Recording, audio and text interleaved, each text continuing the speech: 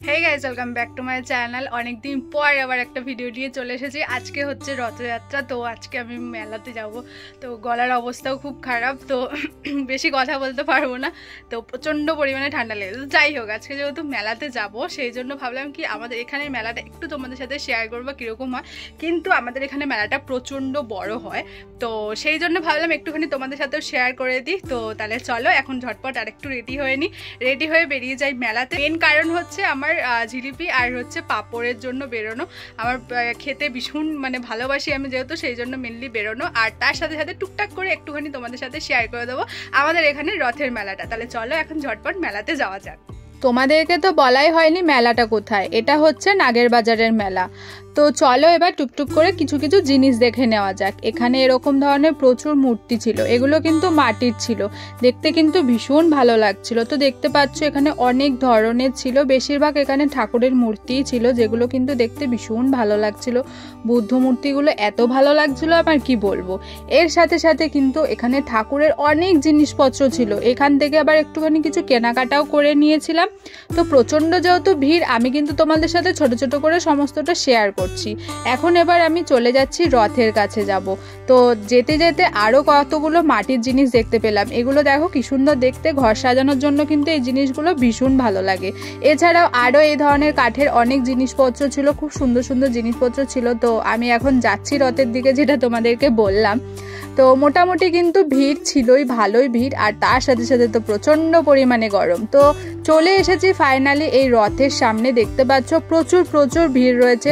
এবারে আমি পুজোটা দেব না, তোমাদেরকে আগেই বললাম যে এবারে আর পুজোটা দেব না।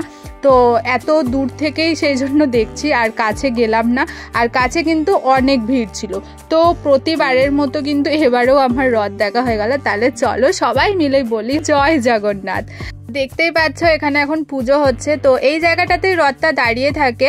তো বিকেলের দিকে হচ্ছে রথটাকে টানা হয়, আর সন্ধেবেলা যেহেতু ভিড়টা বেড়ে যায় সেহেতু একটা জায়গাতেই দাঁড় করানো থাকে, আর এখানে এসেই সবাই পুজোটা দেয়।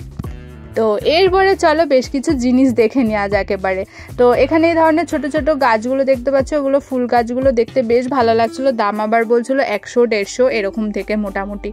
আরও একটা জিনিস দেখতে পেয়ে গেলাম, এই ধরনের হচ্ছে অ্যাকোরিয়ামগুলো, আর ছোট ছোট মাছগুলো দেখতে কিন্তু বেশ দারুণই লাগছিল।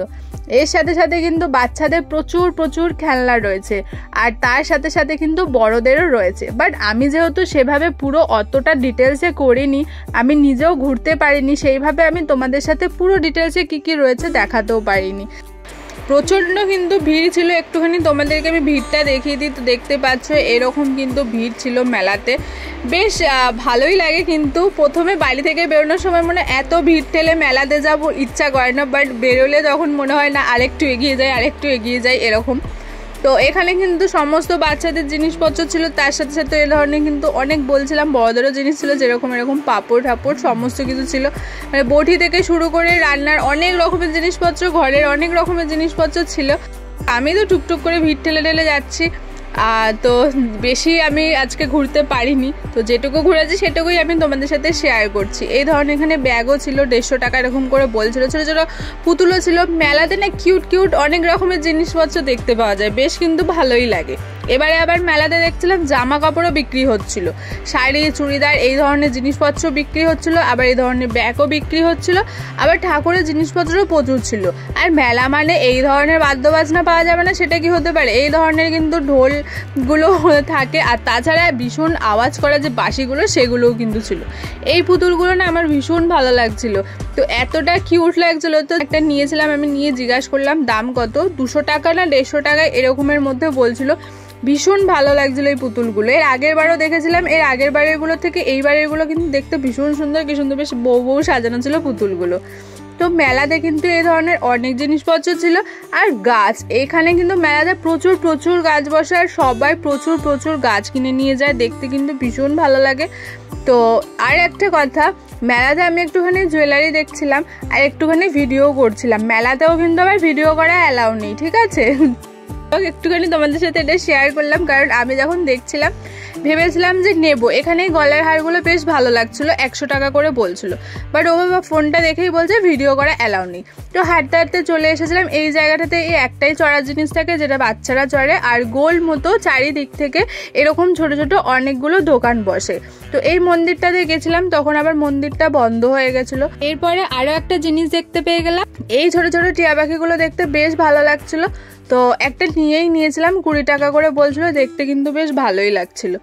অনেক রাত্রি পর্যন্ত কিন্তু এই ধরনেরই ভিড় ছিল। তো যাই হোক, এখানটাতে দেখতে পেলাম যে রসনা দিচ্ছিল, আমাকে মা বললো যে খাবি, তো আমি দাঁড়িয়ে পড়লাম, আমিও নিয়েছিলাম। এরপর চলে এসেছি ঘুগনি খেতে। মেলায় এসেছি ঘুগনি খাবো না সেটা কি হতে পারে? তো খেয়েছিলাম, মেলার খাবার মানে ভালো একদমই হয় না, তো যাই হোক তাও খেয়েছিলাম। তো এরপর বাড়ি ফেরার পালা, তো সেই জন্য একটুখানি এখান থেকে খাবারও নিয়েছিলাম, জিলিপি, পাঁপড়, তো এটার জন্যই মেনলি আসা, তো এগুলো নিয়েছিলাম। মেলা ঘোরা হয়ে গেছে প্রায়, আর কিছু ঘুরবো না, আর কিছু দেখবো না। তো যাই হোক, আজকের মতো ভিডিওটা তোমাদের সাথে এটুকুই শেয়ার করলাম, আশা করি ভালো লেগেছে। তাহলে চলো দেখা হবে আবার তোমাদের সাথে নেক্সট কোনো ভিডিওতে।